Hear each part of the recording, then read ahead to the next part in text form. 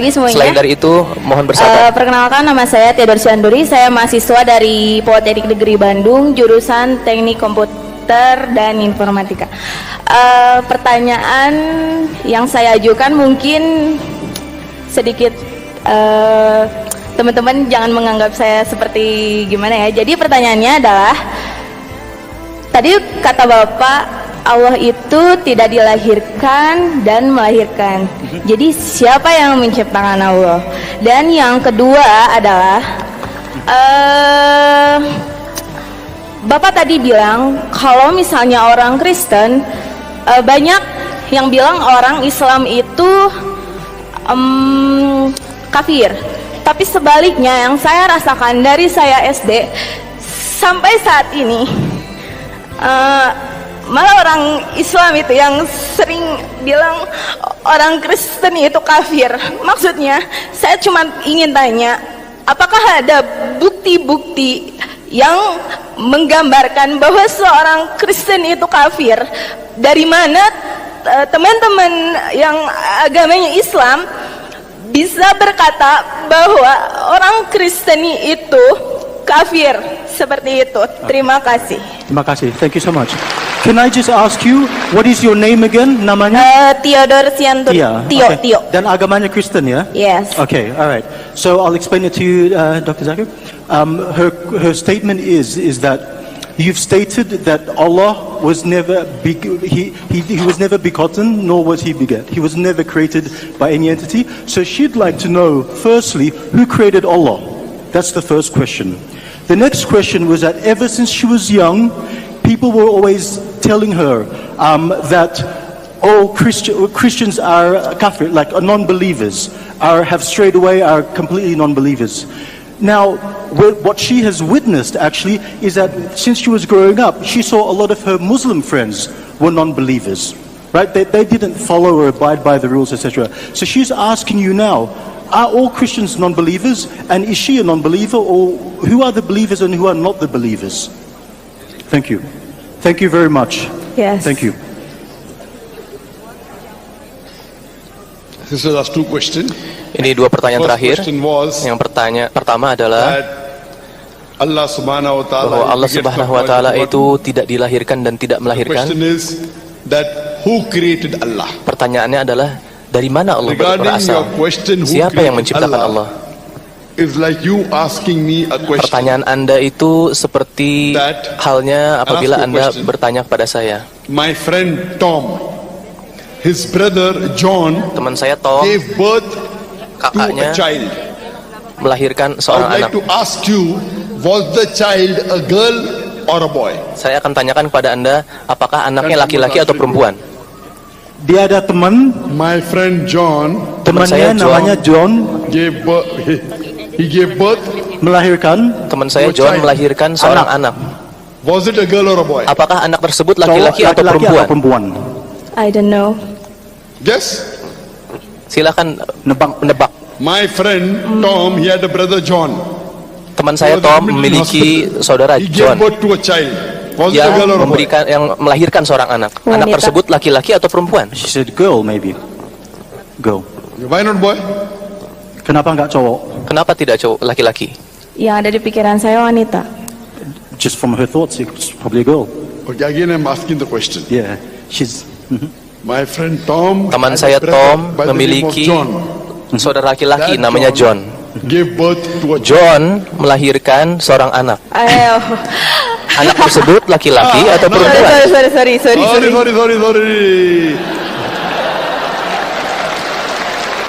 Masya Allah, now you understood. What the answer? What is the Apa answer? jawabannya? Silakan jawab. What is the answer? Silakan dijawab jawabannya. Girl or boy? Laki-laki atau perempuan anak yang dilahirkan? She still can't answer that question. Why? Kenapa tidak bisa dijawab? Karena laki-laki tidak melahirkan. Karena laki-laki tidak melahirkan. Now saying a boy cannot give birth. Correct. Nah, betul sekali.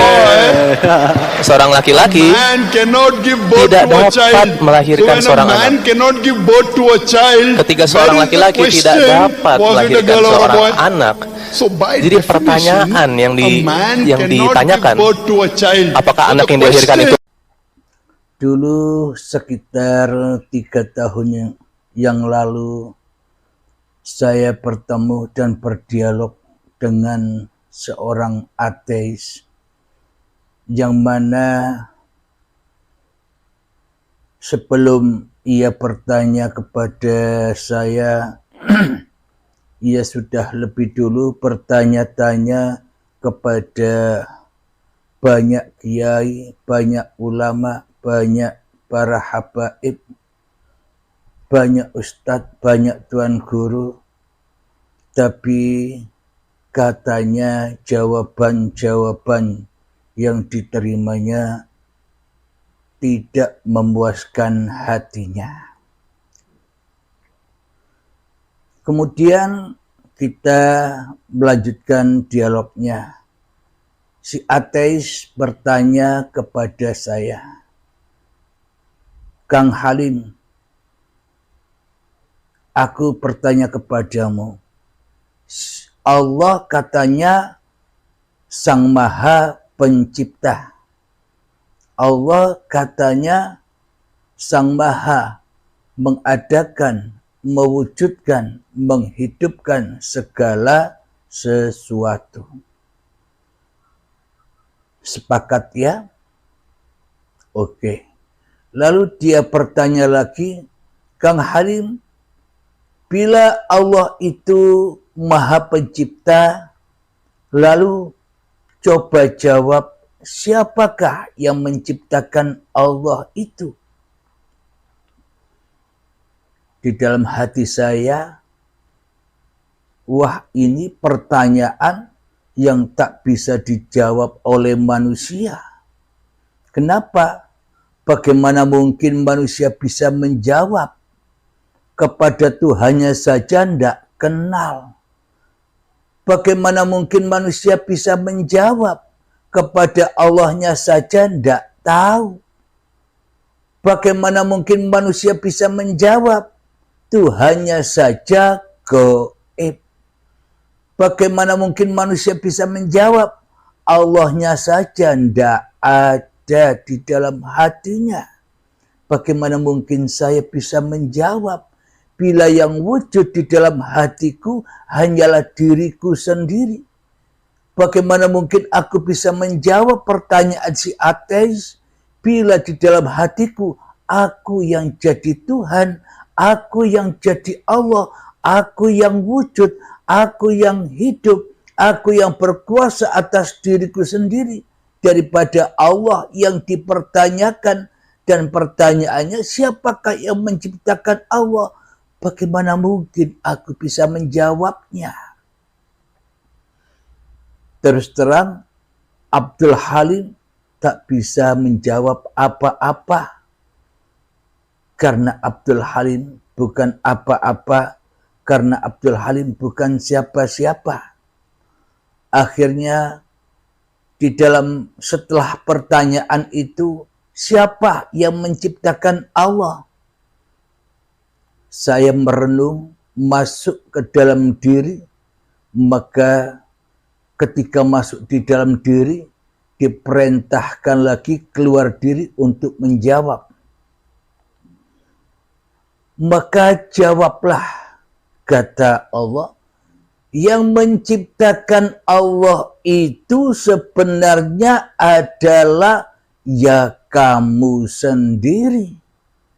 Saya pun melihat jawab, mendengar, melihat, menjawab itu pun juga ketar-ketir dan kaget juga. Pertanyaannya, siapakah yang menciptakan Allah? Jawabannya kok yang menciptakan Allah ya kamu sendiri. Saya diutus bilang kepada orang ateis begitu. Loh kok bisa, katanya orang ateis itu. Iya, yang menciptakan Allah itu ya kamu sendiri. Kok bisa? Bisanya kenapa? Bila dirimu tidak hidup, maka dirimu takkan pernah bisa bertanya siapa yang menciptakan Allah itu. Wah, jawabannya Tidak masuk akal ditanya siapa yang menciptakan Allah. Jawabannya kok yang menciptakan Allah adalah dirimu. Jawaban yang tidak masuk akal, katanya demikian. Lalu di tengah keheningan saya ganti bertanya. Kalau begitu sebenarnya Anda selama ini sebagai orang ateis, Anda ciptaan siapa? Orang ateis menjawab, kalau saya ciptaan ibu saya, terutama kedua orang tua saya. Dengan pernikahan, dengan ketemunya antara ibu dan bapak saya, maka terjadilah saya, terwujudlah saya, hiduplah saya di dunia ini. Karena itulah bapak ibulah yang menjadi penciptaku. Aku diciptakan oleh mereka di dunia ini. Oh, begitu jawabannya. Seraya aku bilang begitu. Kemudian ku kejar lagi, bertanya lagi, lalu ibu bapamu itu ciptaan siapa? Si ateis menjawab, ibu bapakku ya ciptaan nenek dan kakekku. Sama begitu. Karena tanpa nenek kakekku, maka ibu bapakku pun juga tidak ada. Oh, begitu rupanya pemahaman orang-orang yang ateis ini. Kemudian saya kejar lagi, lalu yang menciptakan nenek kakekmu siapa? Sampai ku kejar pertanyaannya sampai berujung kepada Nabi Adam dan Siti Hawa. Terus Siti Hawa itu ciptaan siapa? Ciptaan dari tulang rusuknya Nabi Adam. Katanya begitu. Lah, terus Nabi Adam ciptaan siapa? Kalau Nabi Adam itu ciptaan, tidak ada yang menciptakan Nabi Adam. Kalau Nabi Adam tidak ada yang menciptakan. Seperti jadinya langit, tak ada yang menciptakan. Seperti jadinya bumi, tak ada yang menciptakan. Begitu pula Nabi Adam, tidak ada yang menciptakan, ujuk-ujuk, moro-moro, dadi dewe. Matahari, gunung-gunung, lautan, hutan, sawah, persawahan, dan sebagainya, itu tidak ada yang menciptakan. Ujuk-ujuk dadi dewe, awan, mendung, hujan, itu tidak ada yang menciptakan. Karena semuanya jadi sendiri. Di dalam hati saya, oh ternyata begitu ya. Imannya kaum ateis, imannya orang yang tak bertuhan itu. Terus saya kembali lagi kepada diri saya sendiri. Oh, berarti iman akidahnya orang ateis itu sebenarnya sama dengan iman akidahnya seluruh manusia.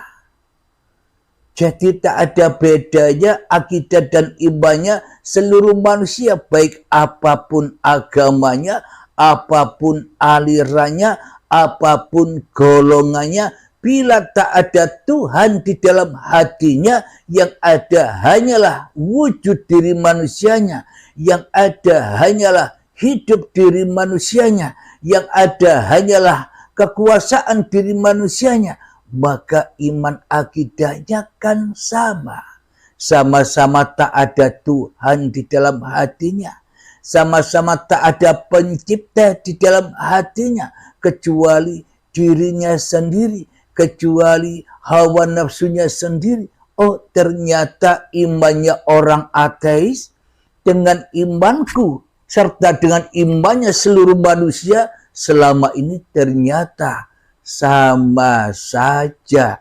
Apapun agamanya, nama-nama apapun agamanya, golongan apapun, siapapun orangnya, ternyata sama-sama ateisnya, yakni tidak ada Tuhannya, tidak ada Allahnya, tidak ada Allahnya, yang ada hanyalah dirinya sendiri di dalam hatinya selama ini. Oh, berarti dengan jawaban-jawaban orang ateis inilah maka terbesit dalam hati saya, oh ternyata iman akidahnya seluruh manusia selama ini ateis. Pantas saja ada ayat diabadikan di dalam Al-Quran, sesungguhnya yang bernyawa itu pasti akan mati. Jadi setiap yang bernyawa pasti akan mati. Makna yang bernyawa pasti akan mati itu apa maknanya? Kalau Allah yang menyebutkan mati, bukan mati-matinya raga. Kalau manusia kan mati-matinya raga. Tapi kalau Allah menyebutkan setiap yang bernyawa itu pasti mati. Mati apanya? Mati jiwanya. Jadi setiap manusia yang merasa dirinya bernyawa, setiap diri manusia yang merasa dirinya berroh, setiap diri manusia di dalam hatinya yang merasa punya hidup, pasti akan mati. Mati apanya? Mati kesadarannya kepada Tuhannya. Sehingga Allah digoib-goibkan, sehingga Allah ditidakwujudkan, sehingga Allah ditidakhadirkan, sehingga Allah ditiadakan di dalam hatinya, kecuali dirinya sendirilah yang ada di dalam hatinya. Allahnya goib. Itulah yang dimaksud, setiap yang bernyawa itu pasti akan ketemu dengan kematian. Ya mati itulah yang dimaksud, mati kesadarannya di dalam bertuhan. Apa buktinya? Allahnya goib, tidak ada. Yang ada hanyalah dirinya sendiri di dalam hatinya. Inilah berpisahnya antara Adam dan Hawa itu. Akhirnya Hawa ini disiksa di dalam dunia dengan bara api-api yang bahan bakarnya adalah badan-badan manusia dan hati yang keras melebihi kerasnya batu. Apa api-apinya? Berupa apa? Api-apinya berupa apapun yang dicinta-cintai di dalam hatinya pasti akan membakarnya. Cinta-cinta yang selain Allah. Bagaimana mungkin manusia bisa cinta kepada Allah sementara manusianya tidak mengenal Tuhannya? Bagaimana mungkin manusia bisa cinta kepada Allah sementara manusia lebih cinta kepada kewujudan diri manusianya? Manusia lebih cinta kepada kewujudan hidup manusianya di hatinya.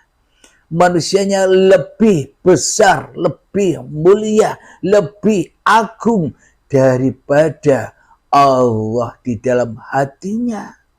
Inilah yang dimaksud setiap yang bernyawa pasti mati. Inilah yang dimaksud kematian di sisi Allah, mati jiwanya, mati akalnya di dalam bertuhan. Jadi iman akidah orang ateis dan seluruh manusia ternyata sama. Kenapa? Karena sudah nas di dalam Al-Quran diabadikan setiap yang bernyawa pasti mati. Setiap orang, setiap manusia yang merasa mengaku-ngaku bahwa hidup ini adalah hidupnya, itu tandanya mati.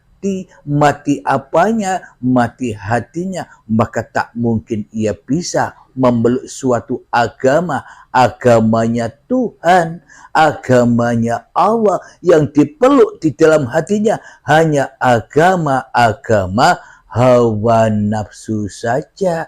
Agama apa? Ya agama yang di luar ini, agama yang sudah ada di dunia ini. Islam, Yahudi, Nasrani, Majusi, Sabiin, Buddha, Hindu, Konghucu, dan sebagainya. Semua itu hanyalah agama-agama nama, agama syariat saja. Jadi pasti di dalam hatinya setiap manusia yang ada hanya dirinya, yang wujud hanya dirinya, yang hidup hanya dirinya. Tuhannya tidak ada. Kenapa? Karena manusianya sudah memilih jadi Tuhan-Tuhan sendiri, jadi hantu-hantu sendiri di dalam masing-masing hatinya.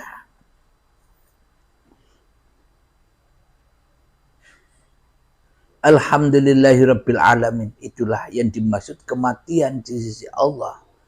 Kehidupan di sisi Allah apa? Ketika manusianya rela, ridho, mati syahid demi Tuhannya. Maknanya selalu di dalam hatinya membela agama Allah, membela hanya Allah yang wujud, hanya Allah yang hidup, hanya Allah yang hadir di dalam hatinya daripada dirinya sendiri. Akhirnya teraplikasi di dalam hatinya, Muhammad bukan kau yang lempar itu, akulah yang melempar. Inilah agamanya seluruh manusia, agamanya Tuhan alam semesta. Kenapa? Karena inilah yang dimaksud Tuhan yang Maha Mencipta. Mencipta apa? Mencipta melempar. Mencipta apa? Mencipta memanah. Mencipta apa? Mencipta duduk. Mencipta apa? Mencipta minum. Mohon maaf, saya minum dulu.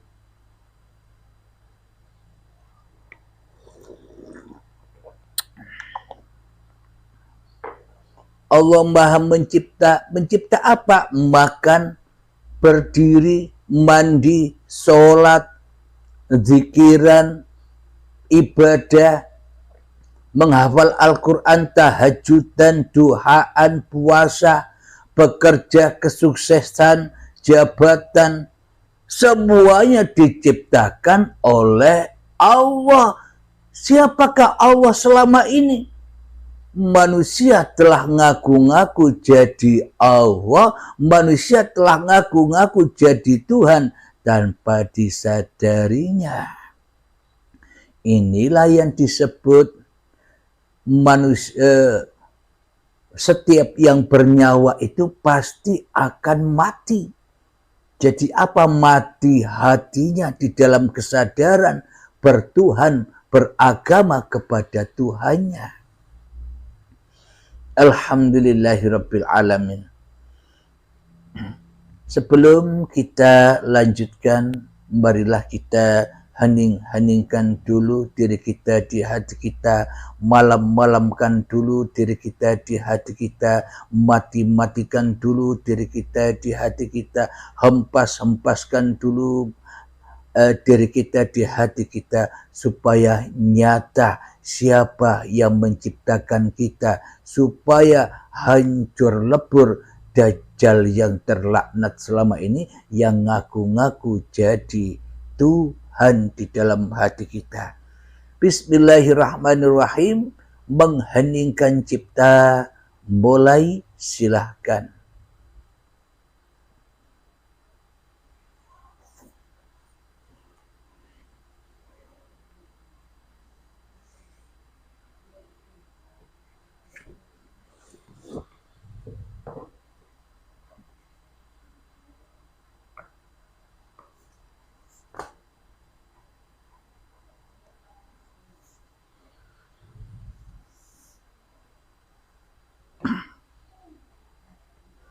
Mengheningkan cipta selesai. Alhamdulillahirabbil alamin. Mari kita buka surat An-Nisa ayat yang ke-48. A'udzu billahi minasy syaithanir rajim. Bismillahirrahmanirrahim. Inna Allaha la yaghfiru an yushraka bihi wa yaghfiru ma duna dzalika liman yasha. Wa may yushrik billahi faqad iftara itsman 'azima. Artinya, sesungguhnya Allah tidak akan mengampuni dosa karena mempersekutukannya syirik, dan Dia mengampuni apa saja dosa yang selain syirik bagi siapa Dia yang dikehendaki. Barang siapa mempersekutukan Allah, maka sungguh dia telah berbuat dosa yang besar. Inilah yang dimaksud kematian. Setiap yang bernyawa itu pasti ketemu kematian. Jadi apa yang dimaksud mati itu? Mati itu manusianya masih di lembah dosa. Manusianya mati masih di lembah azab. Azab kubur, azab jahanam. Kenapa? Karena dibakar. Hatinya yang keras, lebih keras daripada batu. Dibakar hatinya di dunia ini. Mana mungkin manusia bisa ibadah di dalam neraka?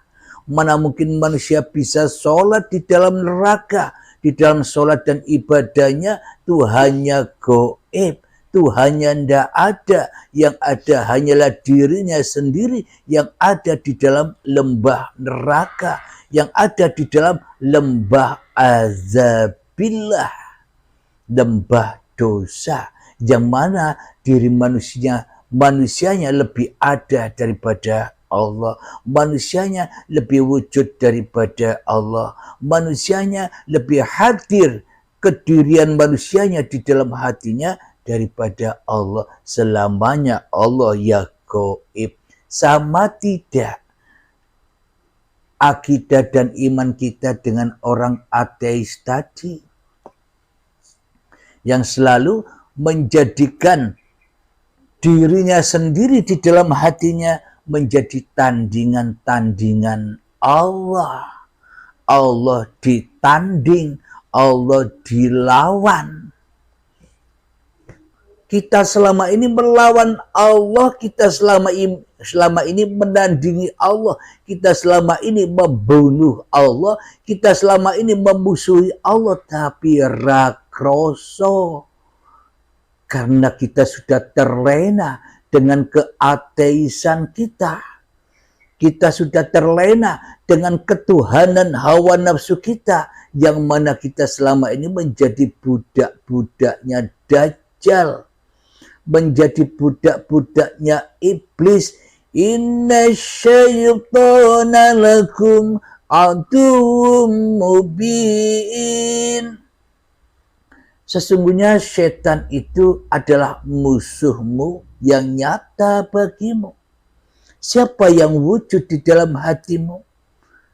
Akukah, kata Allah, ataukah dirimu yang wujud, yang hidup, yang berkuasa, yang perkasa, yang besar, yang maha bisa apa saja di dalam hatimu? Nah, bila manusianya yang maha bisa apa-apa, berarti Allahnya gaib. Ya muhal bila ditanya siapa yang menciptakan Allah. Yang menciptakan Allah selama ini hanyalah dirimu sendiri yang selama ini tidak sadar, ngaku-ngaku jadi Allah, ngaku-ngaku jadi Tuhan. Kemudian setelah mendengar jawaban si ateis, bahwa Nabi Adam itu jadi-jadi sendiri, sama dengan kita. Ketika kita hidup ini, kita merasa hidup ini jadi-jadi sendiri. Kita merasa badan ini jadi-jadi sendiri, tidak ada yang menciptakan. Apa buktinya? Kita merasa hidup ini jadi-jadi sendiri. Badan ini jadi-jadi sendiri. Apa buktinya? Buktinya Allahnya tak ada. Allahnya gaib. Allahnya tidak wujud. Yang ada yang wujud hanyalah hawa nafsu kita sendiri yang menguasai dan berkuasa, miliki hidup dan badan ini. Inilah bukti bahwa iman akidah kita seperti orang ateis itu sendiri. Tidak ada yang menciptakan. Duduk seolah-olah ciptaan kita. Berbicara seolah-olah kita yang bicara. Melihat seolah-olah kita yang melihat. Mendengar seolah-olah kita yang mendengar. Makan seolah-olah kita yang makan. Sholat seolah-olah kita yang sholat. Bekerja seolah-olah kita yang bekerja. Kekayaan seolah-olah kita yang kaya. Berilmu seolah-olah kita yang pandai, yang cerdas, yang pintar. Beramal seolah-olah kita yang banyak pahala, yang ahli ibadah, yang ahli surga. Semuanya jatuh, tersungkur di dalam lembah jahanamnya hawa nafsu kita sendiri yang jadi Tuhan. Ya hamsiong semuanya. Zong, hancur selama ini. Apapun yang kita lakukan di dalam kehidupan ini, wong mati kok laku. Manusia, manungso, wis dinas, sudah dikatakan mati. Setiap yang bernyawa pasti mati, kata Allah. Mati kok bisa beramal. Mati kok bisa sholat. Mati kok bisa ibadah. Mati kok bisa kaya. Mati kok bisa apa-apa. Itulah nas Allah kepada seluruh manusia. Yang mana yang jadi Tuhan masih diri manusianya di dalam hatinya. Ya mati kabeh. Mati imane. Tak berguna amal-amalnya. Tak berguna zikir-zikirnya. Tak berguna puasa-puasanya. Tak berguna zakat-zakatnya. Tak berguna kedermawanannya. Tak berguna umroh hajinya. Dan tak berguna kehidupannya. Bila di dalam hatimu yang ada hanyalah dirimu sendiri tanpa Tuhan. Jadi Tuhan dewe-dewe. Jadi Tuhan sendiri-sendiri di dalam hatinya. Jadi qiyamuhu binafsihi dewe-dewe. Jadi sama iman kita sebenarnya dengan orang ateis. Ketika Allahnya, ketika Tuhannya tidak ada. Lalu siapakah Tuhan itu? Yang sebenar-benarnya. Lalu siapakah Allah itu yang sebenar-benarnya? Mari kita lanjutkan kembali pertanyaan dialog saya dengan orang ateis itu. Ketika orang ateis itu bilang bahwa Nabi Adam tak ada yang menciptakan, langit bumi tak ada yang menciptakan, lautan, hutan, gunung tak ada yang menciptakan, dan segala sesuatu yang ada di alam semesta ini, galaksi-galaksi ruang angkasa, tak ada yang menciptakan, surga neraka tak ada yang menciptakan. Akhirnya berhubung iman akidahnya seperti itu, maka saya buat bukti, logika, ilustrasi. Okelah, bila Anda berfaham begitu, berakidah iman yang begitu, tak ada Tuhan karena semuanya jadi-jadi sendiri. ya sama dengan iman kita selama ini. Coba ilustrasikan sekarang Anda tidak punya baju, tidak punya celana, saya kasih uang 100.000, tolong beli kain di toko. Beli kain di toko 100.000 itu guna untuk membuat baju dan celana. Kemudian dibelilah kain itu di toko, sampai di rumah, tolong kainnya letakkan di meja. Ambil gunting, ambil bola, ambil jarum, dan ambil kopi dan rokok. Nyantai-nyantai saja. Sambil ngopi, sambil merokok, nikmatilah. Sambil Anda menteleng, sambil Anda mendelik, sambil Anda tatap dengan mata yang tajam kain di meja itu. Sampai kapan dipandang, ditatap kain itu? Ya sampai nanti kain itu mulai bergerak-gerak sendiri. Ditatap terus, dipandeli terus sampai kain itu obah-obah dewe, obah karpe dewe. Sampai kain itu gunting-gunting, motong-motong dirinya sendiri. Sampai kain itu bisa mengukur-ngukur dirinya sendiri. Sampai kain itu nanti bisa menjahit dirinya sendiri. Sebelum saya lengkap ngomong, langsung di-cut oleh orang ateis. Kamu gila Pak Ustadz. Masa kain bisa gerak-gerak sendiri? Masa kain bisa motong-motong sendiri? Masa kain bisa menjahit-jahit sendiri untuk menjadi baju sehingga saya pakai baju dan celana itu? Sebenarnya kamu ustadz apa orang gila? Terus saya bilang lagi, Anda lebih gila daripada saya. Masa alam semesta yang besarnya seperti ini? Masa Nabi Adam? Masa orang tua Anda? Masa nenek moyang Anda? Masa diri Anda tidak ada yang menciptakan? Tidak ada yang menciptakan bentuk-bentuk tubuhmu dan pergerakannya. Anda yang lebih gila daripada saya, bukan? Akhirnya orangnya tertunduk, merenung, diam.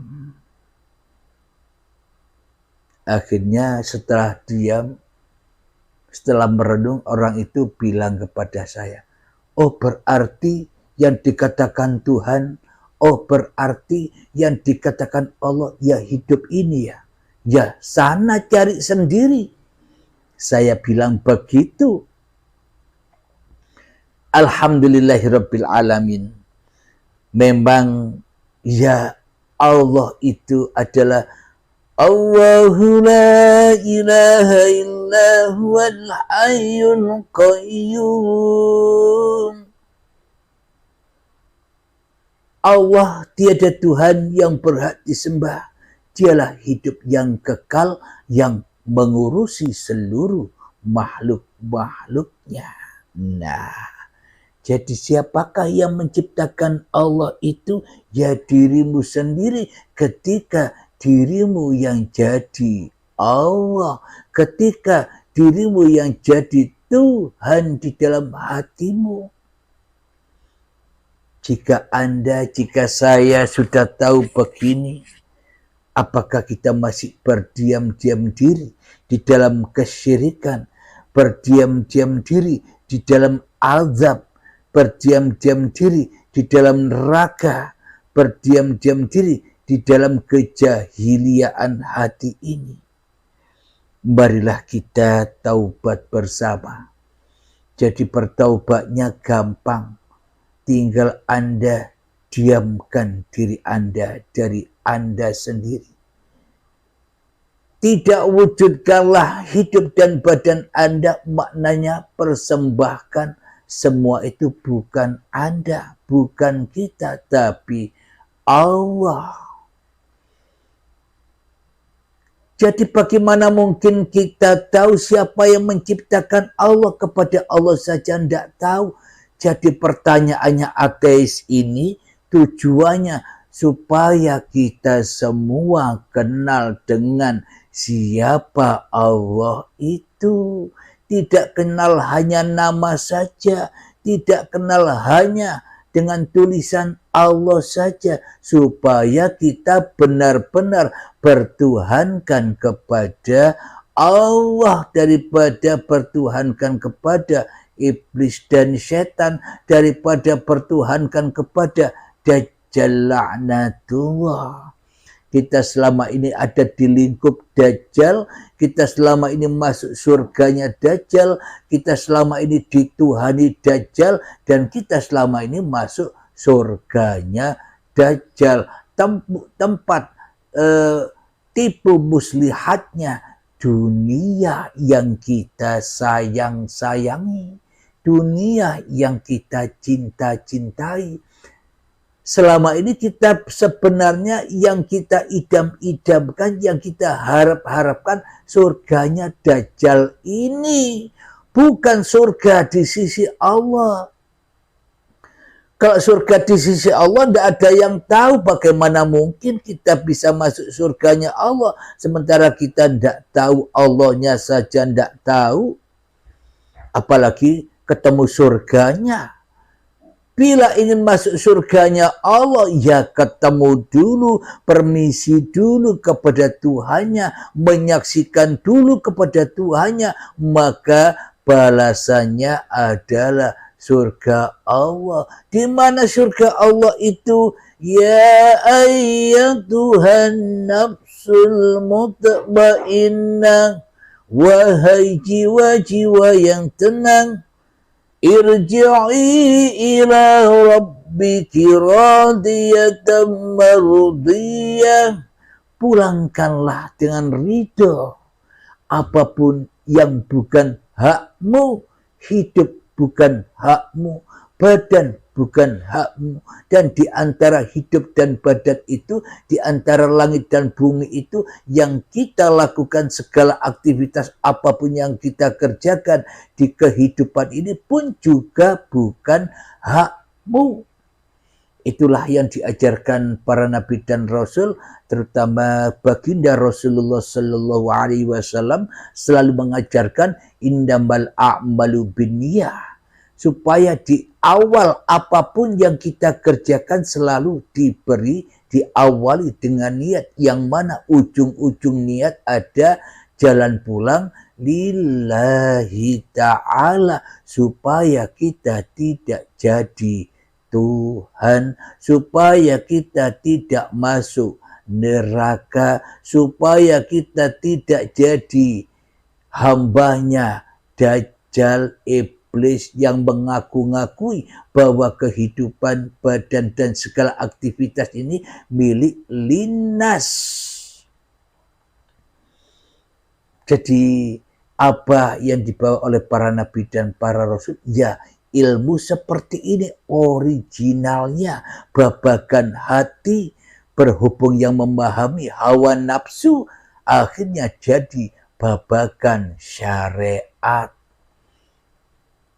Babagan hati jadi babagan luar, babagan dalam menjadi babagan luar, babagan film jadi babagan bioskop. Rame sudah di dunia ini.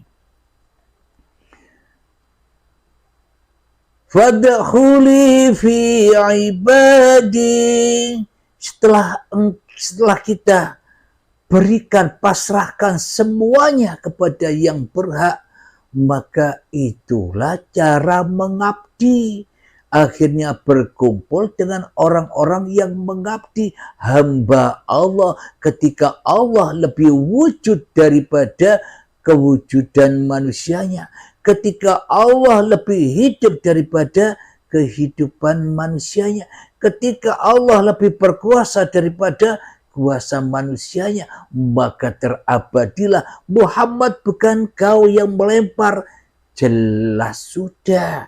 Itulah imannya para nabi dan para rasul. Bila Allahnya gaib, apakah kita sudah jadi umatnya para nabi dan para rasul? Apakah kita jadi umatnya Nabi Muhammad? Allahnya gaib. Berarti yang wujud siapa? Yang wujud ya hawa nafsune dewe-dewe, nyembah dajjal tapi berharap-harap ikut Nabi Muhammad ke surga. Yang disembah dajjal, yang diikuti iblis dan setan, tapi berharap-harap masuk surganya Allah. Mimpi. Bila Allahnya tidak nyata menjadi Tuhannya manusia, bagaimana mungkin manusianya bisa ikut Tuhannya? Kecuali ikut hawa nafsunya, kecuali ikut iblis dan setan yang selalu sombong kepada Tuhannya.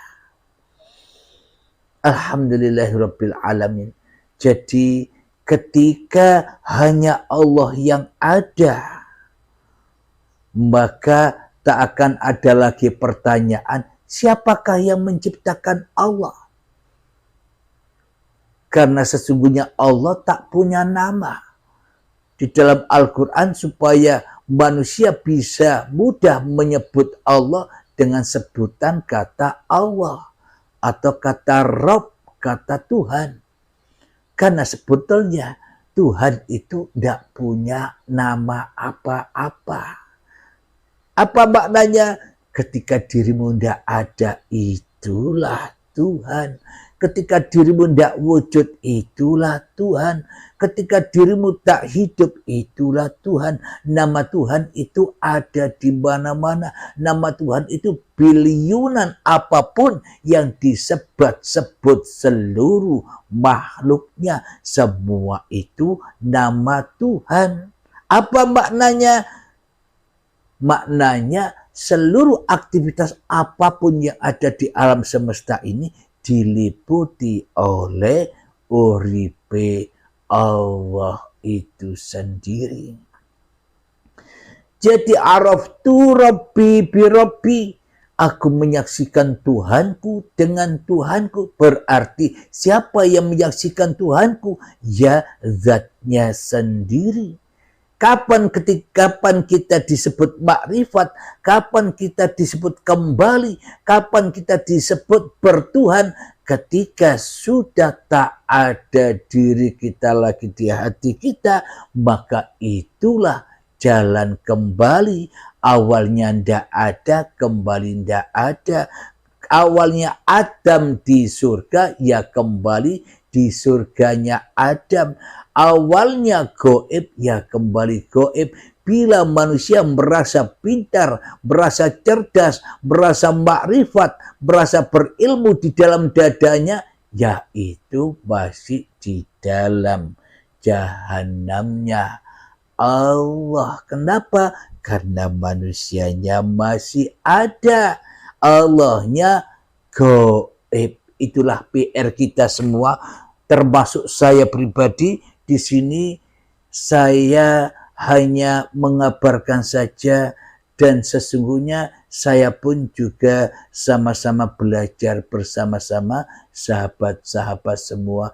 Kita bergandengan tangan sama-sama belajar untuk meniti jalan kembali. Inna lillahi wa inna ilaihi raji'un. Alhamdulillahirabbil alamin. Sebelum kita akhiri kajian di pagi yang indah ini, marilah kita kemahkan sholawat dari mintaful bala. Allahumma salli ala sayyidina Muhammad wa ashghili zalimin bizalimin. Allahumma salli ala sayyidina Muhammad wa ashghili zalimin bizalimin wa وأخرجنا من بينهم سالمين وعلى آله وصحبه أجمعين. الحمد لله رب العالمين. اللهم يا قاضي الحاجات، اللهم يا مجيب الدعوات، اللهم يا رافع الدرجات، اللهم يا محل المشكلات، اللهم يا شافي الأمراض، اللهم يا كافي المهمات، اللهم يا دافع البليات. اللهم اختم لنا بالإيمان، اللهم اختم لنا بالإسلام بجاه سيد المرسلين. ربنا آتنا في الدنيا حسنة وفي الآخرة حسنة وقنا عذاب النار. وصلى الله على سيدنا محمد وعلى آله وصحبه وسلم والحمد لله رب العالمين. آخر كلام. Assalamualaikum warahmatullahi wabarakatuh.